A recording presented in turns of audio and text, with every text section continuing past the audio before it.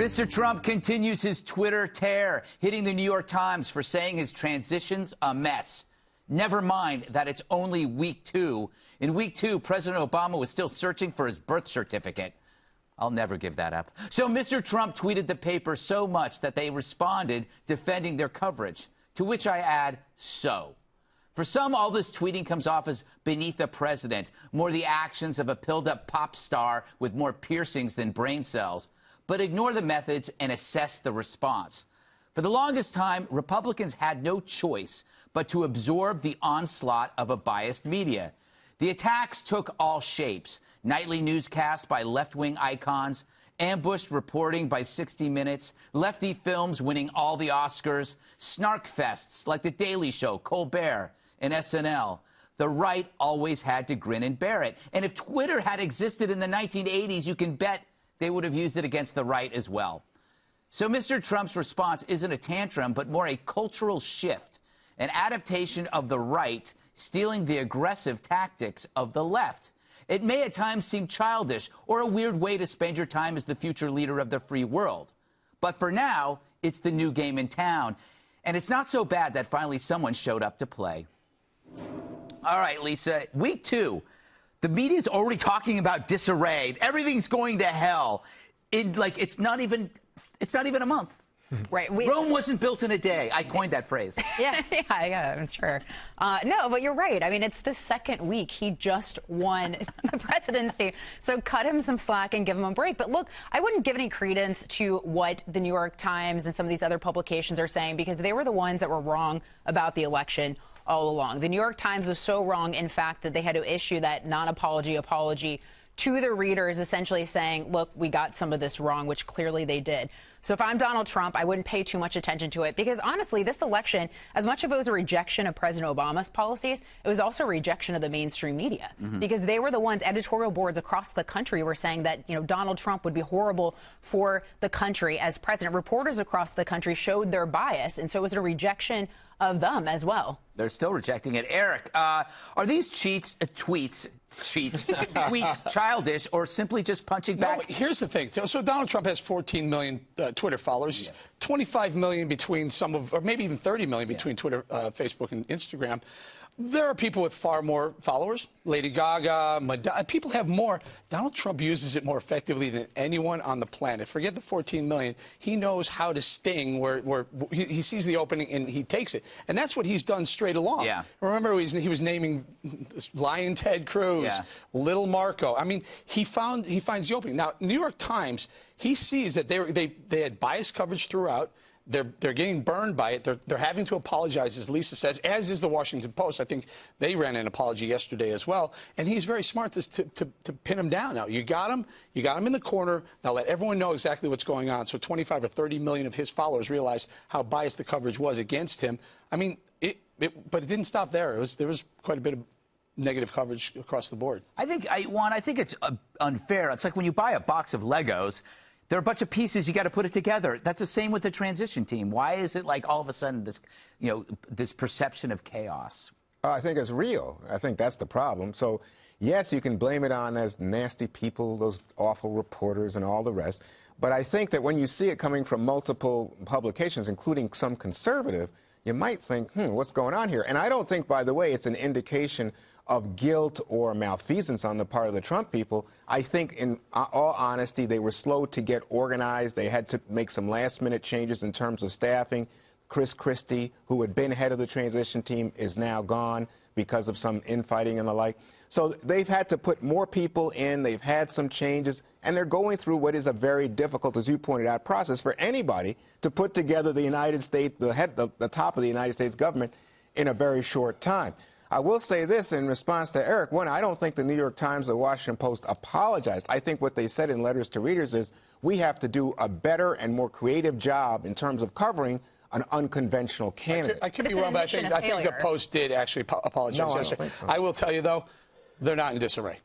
Okay. The reports are there, and they are not in disarray. And wisely, they're taking their time. They promised to drain the swamp. That means it's going to take probably a little bit longer than some of the other transition teams to get everyone in place, because you're not pulling from the same pool of establishment Democrat and or Republicans. You have to wipe the slate kind of clean. But I will tell you, they're not in disarray. Well, I think that, I don't know, because I'm not there. I don't know that you're there, but let's say Where were you yesterday, I don't know. But where did you go? But I will say you get people who are Republicans, like Elliot Cohen, who was a defense official for Reagan, saying, I was going to change tune, and I was encouraging people to go over, and now I changed my tune again, because they're just saying, hey, you lost, you are on the wrong team, and they're infighting, like shooting each other among Republicans. I want to talk to you, Kimberly, about this huge controversy regarding a steak dinner last night. You know, President-elect Trump ditched his the intimate pool of reporters and went to 21, which is not really a steakhouse, more like an expensive burger joint. It's not a burger joint. Have you ever had their burger? I always celebrate my birthday there. I've been there many times. What are you talking about? It's a great burger. It's an amazing restaurant, No, and they serve a wide variety of food. Let's just agree. Fine, maybe you can just afford the burger, but I think Kimberly needs a free dinner from $31 burger, the correct? kids, bragger. $31. It's a 1% burger, right? Only the 1% can afford it. So Listen, so he wanted to have some family time. Yeah. Then they got it wrong. They called it a steakhouse. I mean, what are they getting right these days? It's like total hysteria. And by the way, is anyone surprised by this? Did anyone think the New York Times or the Washington Post were going to come out and give a positive story about Trump's transition team? No. No. This is exact in keeping with how they treated his candidacy, and now they don't know what to do with themselves. So now they're just like ruffling each other's feather and trying to make a big stink about anything. To me, we're reporting on this every day.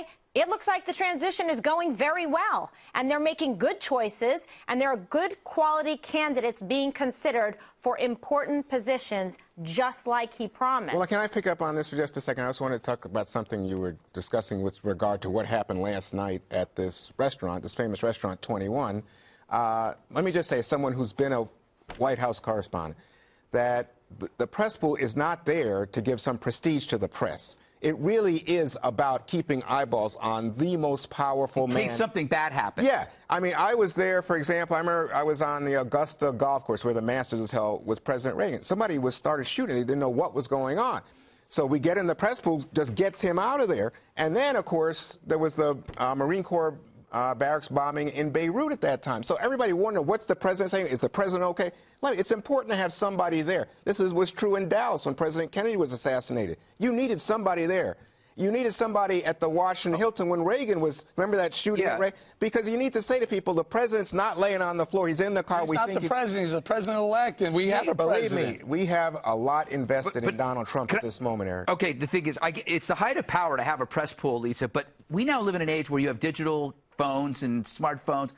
Is it that necessary to have the pool there? I mean, if something happened at that restaurant, God forbid, somebody attacked him or something, that would be on... You don't need the pool anymore. You need Secret Service. Yeah. Well, and isn't that how they found out that he was dining there? Was because there was a Bloomberg reporter there that saw and tweeted a picture, No, the guy I believe. was dining. Yeah, he was dining there. Said, because the public is now the pool. Well, yeah, people take out their cell phones. I hate public But pools. it's true. They don't like you either. You Well, know, ever since that incident, it does turn the pool purple, trust me. But if you're Donald Trump, I do think that this is going to be a big adjustment for him because, look, he's a billionaire, so he has the luxury and the freedom and the ability to get on a plane tomorrow and to go wherever he wants. A lot of people don't have that kind of freedom. So, I mean, it is going to be a huge adjustment for him to now have a press pool following him wherever he goes, to have Secret Service following him wherever he goes. So when he shouts out at the restaurant to all the people who applaud the president-elect, and a very significant person as he walks in, and he says, and I'm going to cut your taxes, hey, wait a second, that's news. Yeah, it is news. It's news. But we heard about it. it. 1%. But we heard about it because there's the public there. No, we heard about it because there was, as Lisa said, a reporter was dining. But the other thing to consider is, you know, with a president-elect, you've got to understand that his behavior, who he's meeting with, who he spends time with, is news. Yeah. The American people want transparency. Well, if you were president-elect, Eric, and you could ditch the press for dinner, where would you go eat? And they'll be stopped at the door? Yeah, yeah. If you were getting, where would you go to ditch the press? I can't. Don't go to that girl's house. Forget that. I have no idea what that means. I guess what he could just go to Trump Tower. You know? He can go into Trump Tower. They have a couple of great bistros inside, and you can stop them at the door. I don't know. I'm not even sure what the question means. No, it was a good question. It's basically saying if you were going to ditch the press, where would you go? Would you go to 21? I might go to someplace different. I don't know. What are you saying, because it's too high profile? Yeah, I would go someplace where no one can find me. Remember how Mrs. Yes. Obama got in trouble because she decided that she wanted to ditch everybody and go to Target? Now, that was odd. Yeah. That was odd. That was staged. No, I don't think it was I think staged. she wanted to look like a woman of the people. No, I think that was real. Oh, look, I'm just like you. I go to Target. I think that was real. And But the spend other too much thing on money. this that I will say is, remember when you guys were wearing me out because Hillary Clinton hadn't had a press conference? Well, guess who hasn't had a press conference since midsummer? Like, guess who hasn't talked to the press except for the... Wait. Whoa. Wow. Are you seriously suggesting that Donald Trump hasn't addressed the public? The press. He has not had... This is a fact. I mean, it's not you and I to debate. He hasn't had a press conference. He is holding that permanent marker in his... But I know what he means. He's addressed people. He's addressed people. Yeah, but Twitter. Not, on Twitter. And the press are not people. The guy has been on both. He's been on MSNBC, CNN, and Fox for the last 18 months. Hillary Clinton never came on this channel once. This is like we reverse it. We and I used to say she used to do these interviews. You would say, why doesn't she do a press conference? We said, why doesn't she do a press conference? Because she won't show up in this building. What?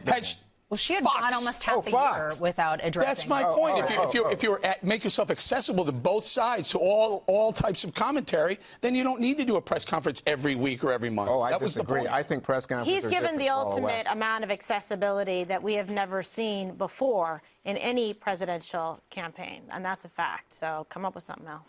Polk was pretty out there, though. You could talk to Polk. Yeah, good guy. Good throwback.